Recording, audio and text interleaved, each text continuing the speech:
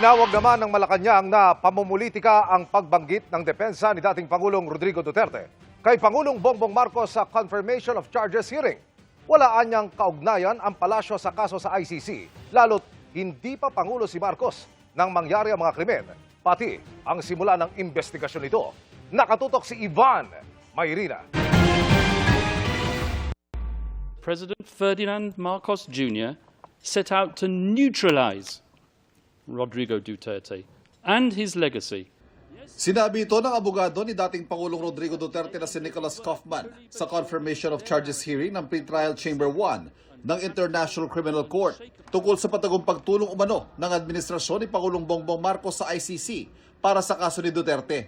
Hindi ito pinalagpas sa Malacanang at tinawag itong pamumulitika. Pinaalala ni Palace Press Officer Undersecretary Claire Castro na hindi pa Pangulo si Marcos nang simulan ng ICC prosecutor ang investigasyon sa drug war ng dating presidente.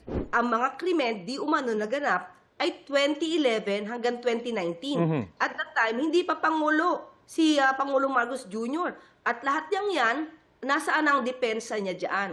Ang ginagawa lamang niya ay paninira sa administrasyon para lumabas na kaawa-awa ang kanyang kliyente. Pinanindigan ng Malacanang na wala itong ugnayan sa ICC tungkol sa kaso ni Duterte, pati sa pag-aresto dito. Hindi naman pa nakikipag-ugnayan ang ating gobyerno sa ICC.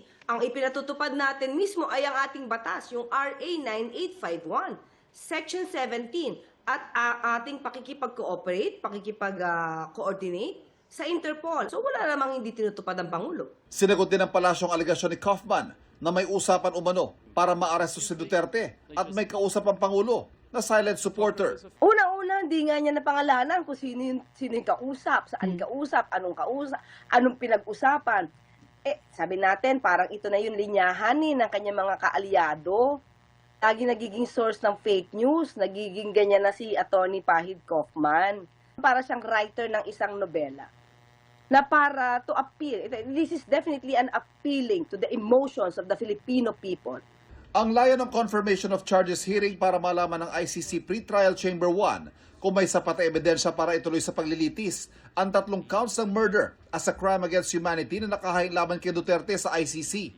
Ang prosekusyon, naglatag ng kanilang mga ebidensya na si Duterte raw mismo ang nag-utos sa mga pagpatay mula nung mayor pa siya ng Davao hanggang sa nangakong gagawin itong mas malawakan ng tumakbong Pangulo. It is quite strong because it comes from Duterte himself.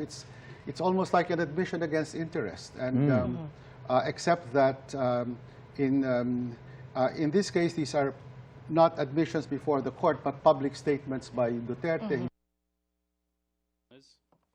Depensa ni Atty. Nicholas Kaufman, hindi seryoso ang dating Pangulo sa mga pahayag na anya'y dapat tingnan sa tamang konteksto. Wala umanong intensyong kriminal ang mga binanggit ni Duterte. Halos pareho sa mga dati ng depensa ng mga naging tagapagsalita ng dating Pangulo. Pero tingin ng dating ICC judge, may intensyong magpapatay ang mga pahayag. The crime charged is murder. And when you say kill, I think it's the criminal intent is whether when he gave those instructions, when he set up the apparatus, the intent was actually to commit the murders. Bagaman maaaring magpatawag ng testigo, bagay na inasahan ni Pangalangan, hindi na ito ginawa ng prosekusyon. I thought he would present a witness as a part of the presentation of evidence. But what he did instead was he took the option not to present a witness, but as we saw, to provide the evidence he will rely on, namely the recordings of Duterte. Yung mga specifics ng charge, ano? Yes. And I think 2 points, that should be, in his judgment, sufficient to convince the judges about the sufficiency of the evidence to support the charges, number 1.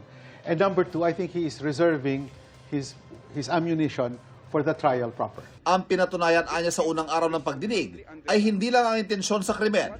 He juxtaposed them in a way that demonstrate not just the intent to kill, but also it satisfies all the elements of the crime.